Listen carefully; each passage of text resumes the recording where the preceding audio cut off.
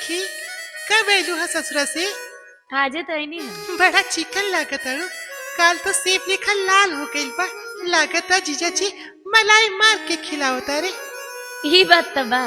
देखे में कैसे लागेलन? सलमान नियन सेक्सी लागेलन। हमरा राजा जी के बारे में तब पूछ ले कुछ अपना राजा के बारे में बतावा। कुछ बोल काहे नहीं खूब बोलत? अरे खिलल चेहरा मरुआ काहे गई? अब का कही? अरे हम तो और बचपन के सहेली हैं। हमरा से तो बतावा दर्द बटला से कम होला।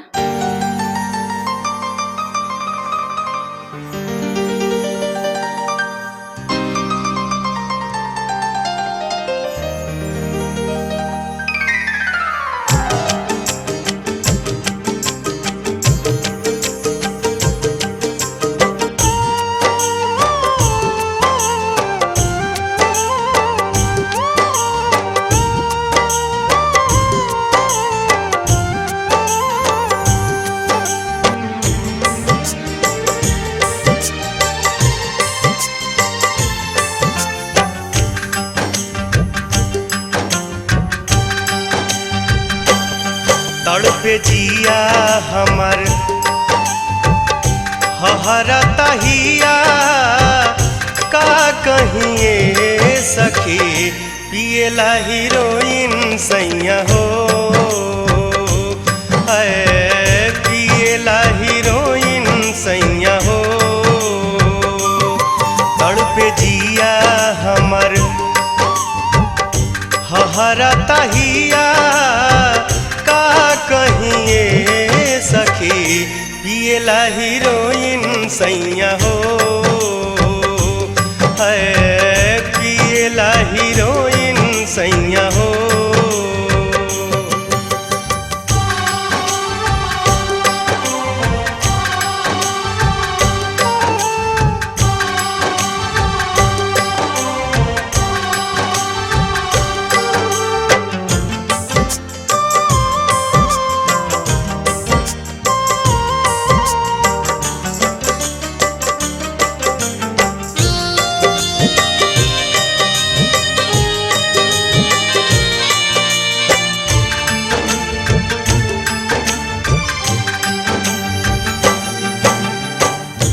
दिनों में लागे जैसे भइल बा अन्हरिया।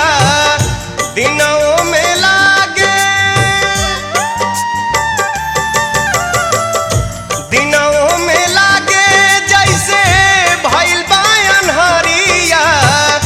धीरे धीरे बिकल जाता खेतवा पधारिया। धीरे धीरे बिकल जाता खेतवा बधारिया। भैली दासी अब तक राजा जी के धिया का कहिए सखी पियला हीरोइन सैया हो। पियला हीरोइन सैया हो।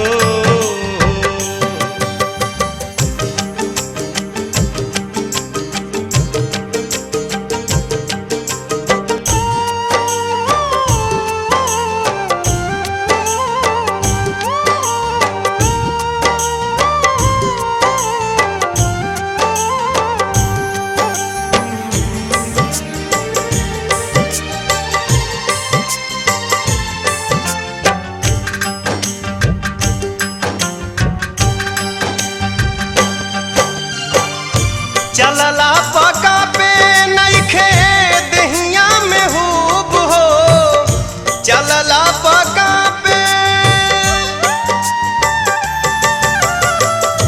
चलला पका पे नइखे दहिया में हुब हो। खाइल छोड़ी दोनों बेरा पिया ताटे खूब हो। खाइल छोड़ी दोनों बेरा पिया ताटे खूब हो। पहिले रहे लाइट भइलब त दिया का कहिए सखी पियला हीरोइन सैया हो। पियला हीरोइन सैया हो।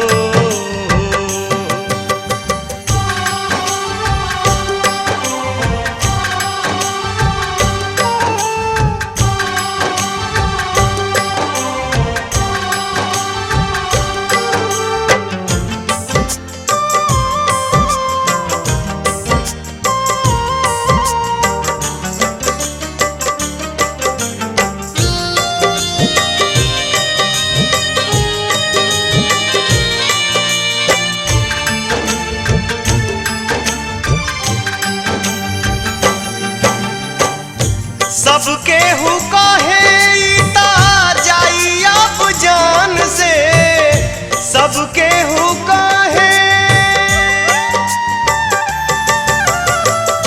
सबके हु काहे ता जाई अब जान से रोई रोई है हम ता कहीं भगवान से रोई रोई है हम ता कहीं भगवान से काहे दिहला हमके हईसन तू धिया का कहिए सखी पिएला हीरोइन सैया हो